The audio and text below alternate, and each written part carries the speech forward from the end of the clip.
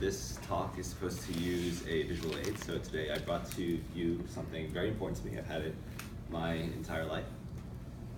And if you look, it's actually my hand.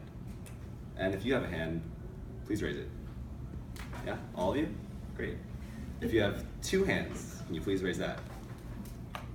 Did you know that if you have two hands, you actually have more hands than the average human? Think about it for a second. Yeah? I mean, that's a pretty big deal. I would give you a hand, no pun intended. I mean, that's not supposed to be a slight towards people with less than two hands, because they can't clap anyways. But also, if you think about it, when you give a round of applause, are you not just high-fiving yourself repeatedly for something that someone else did? So while we're on the topic of hands, how much do we actually know about it? So let's take a quick quiz. If you think the first animal to have bone structure resembling a hand was a primate, please raise your hand. No? Okay. If it was a reptile, raise your hand. How about a bird? Okay. If you answered bird, you're wrong. It's actually a fish. So our oceanic friends about 430 million years ago were the first tetrapods, meaning they had 4 feet. And they had a bone structure that actually ended up going across the animal kingdom, which is as follows. 1 bone, 2 bones, lots of bones, and then digits. So this structure went with whatever function the animal needed. So whether it be wings to a bird, or fins to a fish, or arms and legs for mammals. Now what worked out for us is that primates needed to climb trees. So let's just pretend for a second that I'm one of our prehistoric ancestor primates, and New York City is the prehistoric jungle. So here I am running around street level, just having a grand old time, but my main predator are cars. Now cars are big, fast, and if they wanted to, they could really mess me up. So what do? There are all these tall structures everywhere, so why don't I try climbing one? So I climb to the top, and I make it there, and great. Now the cars are at street level, I'm all the way up here. The cars can't climb buildings yet, so now what do I eat?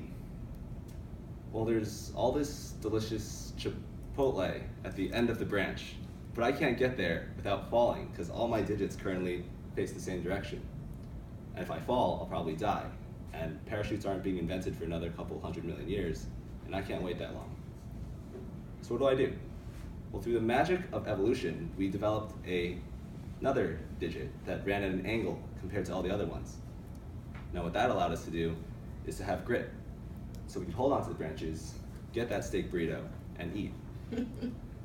What really benefited us humans specifically is that our digits are actually shorter in comparison to other primates, and our thumbs are longer. So that ratio allowed us to not only keep the grip function, but also have finer motor skills, meaning that we could pick small things up, we could make peace signs, and that we could also make tools outside of our body. This changed a lot because not only were we animals that could manipulate sticks and stones, but we could use these elements and modify them to make exactly the tools that we needed. But imagine the painstaking labor that went into making the first tools. I mean, think about the first guy or girl, #feminism, that made the wheel. They took a rock, brought it to the top of a hill, let it roll down, then picked it up and did it all over again, and over again. So their friends must have thought, like, I don't know, Jesse, like this whole wheel thing, you've been working on it all day, and we have fire and clubs, like I don't know why you would want that. But it's not like Jesse was thinking of that, and it's not like Jesse was thinking, oh, only 3 more of these and I get a Ferrari. He was just thinking, well, I need a tool that can help me move things. And other people decided that this idea and this tool had functions outside and a greater meaning of just what Jesse needed. Fast forward a couple thousand years, and all of a sudden, the world looks like a very different place. Humans have vastly changed the landscape with just their imaginations. They've written history, they've built buildings, they've created and performed masterpieces. It's a bit humbling to think about all the different things that are now possible with the human hands. We have smartphones that we interact with every day. The very chairs you're sitting in, the very building we're standing in was made by human hands. Further, think about all the world that you wouldn't be able to interact with if you didn't have hands. How would you text your friends, or play patty cake, or drag someone off a plane? It wouldn't be possible. We take these tools for granted sometimes, and they're amazingly versatile. A rock climber can support his entire weight with just a couple fingertips.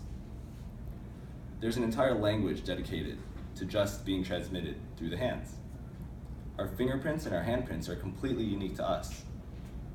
Now, while we might use our hands to take a picture, pick your nose, or give someone a high five, don't forget that your hands have a rich history and are capable of magic.